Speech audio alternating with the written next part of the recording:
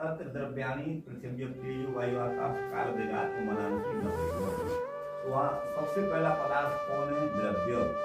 द्रव्य की एक परिभाषा आप समझो बेटा, जिसमें गुण रहते हैं उसे द्रव्य कहते हैं। ध्यान दो, जिसमें अब यहाँ गुण कौन से? प्रकृति के 3 गुण, सांख्य वाले गुण यहाँ नहीं है, सत्व रजस तमस की चर्चा नहीं है ना। कौन से गुण? चतुर्विंशति गुण।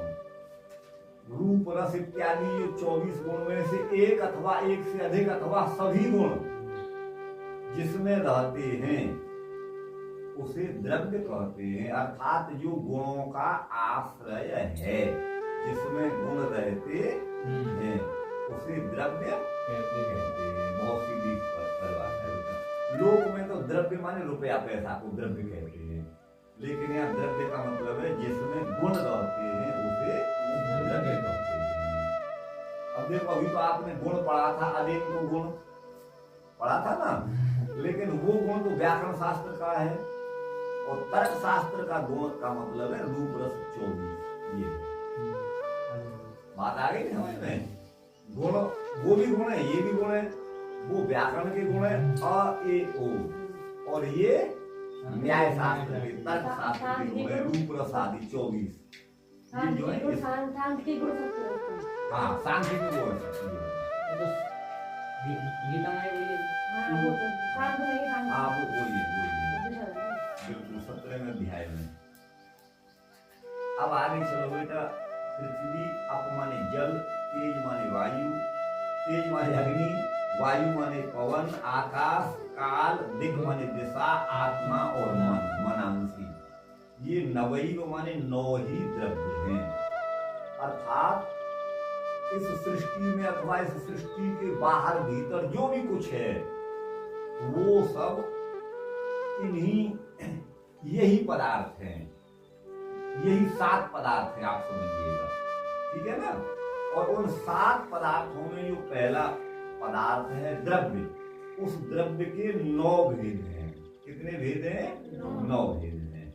तो पृथ्वी भी एक द्रव्य है बेटा। ध्यान दो, क्यों? इसमें गुण रहते हैं। क्या गुण है?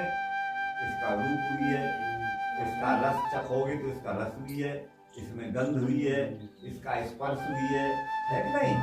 तो इसलिए यह एक द्रव्य है कि नहीं? अब आप देखो, जल को देखो तो जल का स्पर्श भी है, जल का रूप भी है और भी रस भी है। तो इसलिए हाँ बिल्कुल नहीं, गंध उसमें पृथ्वी का अपना आ जाता है, लेकिन वो पराया गंध अपना नहीं होता। तो वो तो पृथ्वी का गंध कहीं भी है ना, वो पृथ्वी का ही है। वायु में अगर वायु सुगंधित है तो वो पृथ्वी का ही गंध है।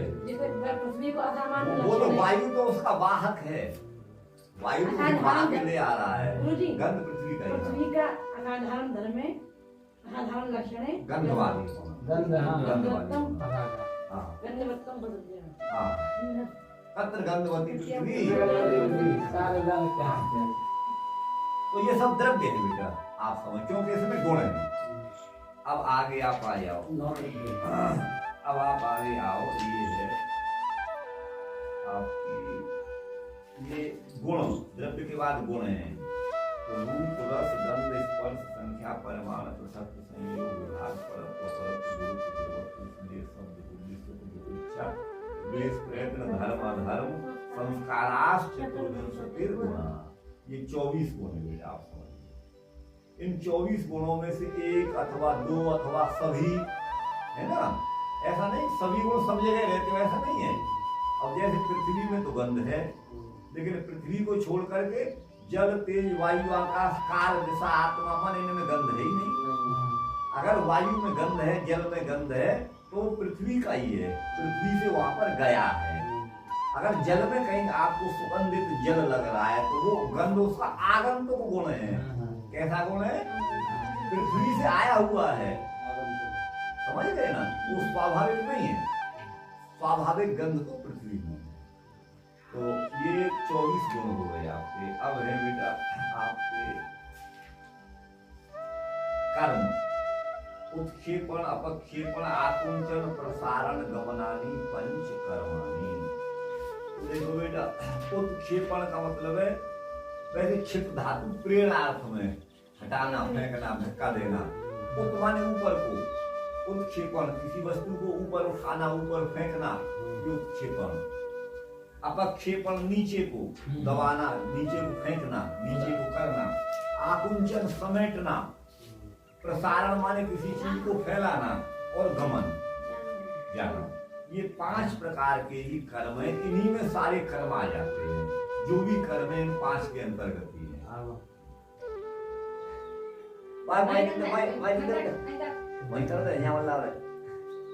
अच्छा, ये 5 कर्म है। और आगे देखो साहब, आपके सामान्य के भेद परम अपरम च द्विविधम सामान्यम। सामान्य का अर्थ होता है बेटा जाति, मैं शायद बता रहा था कल उस दिन। सामान्य माने जाति, अर्थात समान शब्द से सामान्य बनाए, ध्यान दीजिएगा। समान शब्द से समान शब्द से सामान्य बना है। सामान्य। तो अब जैसे मनुष्य में जो उनकी आकृति विकृति है ना, वो सभी मनुष्यों में समानता है। उसमें माने मनुष्य का मुख ऐसे ऊपर होगा, पशु गाय भैंस का यूं तिरछा होता है कि नहीं? इसलिए उनको तिरछे क्यों नहीं बोलते हैं। और मनुष्य सभी ऊर्ध्वमूल है, अधर शाखा है। ऊर्ध्वमूलम अधर शाखा, हम समझ गए ना? माने जड़ ना, ये रहे तो कमजोर कर रहा हो यार। मूल किसे कहते हैं? जड़ को मूल किसे कहते हैं बेटा? अगर पेड़ की जड़ काट दी तो पेड़ जीवित रहेगा? नहीं रहेगा ना। शाखा काट दो तो जीवित रह जाएगा। ऐसे ही मनुष्य का मूल ऊपर को ये मूल है, इसको काट दो तो जीवित रहेगा? नहीं रहेगा। हाँ, ये मूल ऊपर है। अच्छा, शाखाएं इसके नीचे को हैं, हमारे हाथ पैर ये सब नीचे को जा रहे हैं ना। ये अधर शाखा नीचे को शाखा है। 15वां अध्याय पहला है। तो ये मूल ये शरीर है हमारा, इसका मूल ऊपर को है। इसे काट, अच्छा वृक्ष काट क्या करते हैं? मूल जड़ से अपना भोजन लेते हैं कि नहीं? बड़े हो नहीं? उनका मूल तो नीचे है, अधः मूल होते हैं वृक्ष। मनुष्य ऊर्ध्व मूल है, हमारा मूल ये है, ऊपर से अपना भोजन लेते हैं कि नहीं? वृक्ष की शाखाएं ऊपर को होती हैं, हमारी नीचे को अधः शाखम। अच्छा, और अस्वस्थ, इसको अस्वस्थ भी कहते हैं। शरीर हम अस्वस्थ भी हैं। स्व माने टुमारो, आगे आने वाला कल। स्व अपि स्थास्यति इति स्वत्थः, न स्वत्थ इति अस्वस्थ। स्व अपि स्थास्यति इति विश्वासा नरहत्वात् अस्वस्थ संसारः मनुष्यो वा। अब हिंदी में आप इसे समझिएगा। स्वस्थ कल भी रहेगा, जैसे ये गारंटी के साथ हम कह सकते हैं कि ये आकाश कल भी रहेगा। ये आकाश कल भी, तो इसकी गारंटी दी जा सकती है। स्वस्थ और न स्वस्थ यदि कल भी रहेगा, इस बात की गारंटी जिसकी नहीं दी जा सकती वो अस्वस्थ है। अब हमारी क्या गारंटी, हम कल भी रहेंगे? कोई गारंटी नहीं। इसलिए अस्वस्थ, हम अस्वस्थ हैं। कल की कोई गारंटी नहीं, आज की यही समझ लो। समझ गए ना? वर्तमान। हाँ, बस अस्वस्थ हम। ये फिर इस पर हमारा एक प्रवचन है, गीता जी का पूरा ही प्रवचन है। तो गोपाल दास जी के पास था रिकॉर्डिंग में, उसको फिर उन्होंने बड़े विद्वान महात्माओं में सुनाया था। हमारी यही नई व्याख्या थी, मेरी ये नई व्याख्या है, आपको शायद नहीं मिलेगी। इसके मतलब नहीं, आपको नहीं करी, मेरी रिकॉर्ड है बेटा। गोपाल दास के पास थी, अर्जुन के पास भी थी, तो अर्जुन ने सुनाई थी गोपाल दास से लेकर के अपने आश्रम में वहां सुनाई थी। वो बता रहे थे मुझे, तो ये मेरी अपनी व्याख्या है, आप सुनिए। तो ये मनुष्य अस्वस्थम प्राहुर्व्यम छंदांसी प्राणानी स्तम वेदस वेदविद, ये संसार को एक वृक्ष के समान माना है। और ये मनुष्य का भी वर्णन है। और देखो इस संसार का मूल ऊपर है, माने इसका मूल माने कारण ऊपर है, माने परब्रह्म है। परब्रह्म ही इस जगत का निर्माण करता है, लेकिन उसमें एक थोड़ी सी सहभागिता एक मनुष्य की भी है बेटा। परमात्मा तो मूल होने से है ही है, वो तो इसका मूल है ही है। लेकिन अगले श्लोक में आपने देखा होगा, अधश्च मूलान्यन संततानि कर्मानुबंधीनि। एक मनुष्य योनि ऐसी है जो इस संसार के होने में, ये हमें संसार में विचित्रता दिखाई दे रही है। कोई धनी है, कोई अमीर है, कोई बहुत गरीब है, कोई बहुत सुखी है, कोई बहुत दुखी है, कोई बुरा है, कोई अच्छा है, कोई छोटा है, कोई बड़ा है। ये सब जो विषमता दिखाई दे रही है ना, उसका कारण ये मनुष्य लोक में ही है।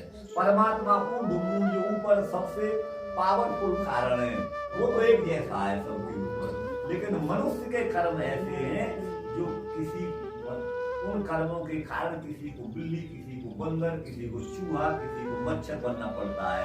और मनुष्य भी बने तो बुरे, लंगड़े, लूले, अंधे, चल नहीं सकते, उठ नहीं, माने क्या क्या यातना है।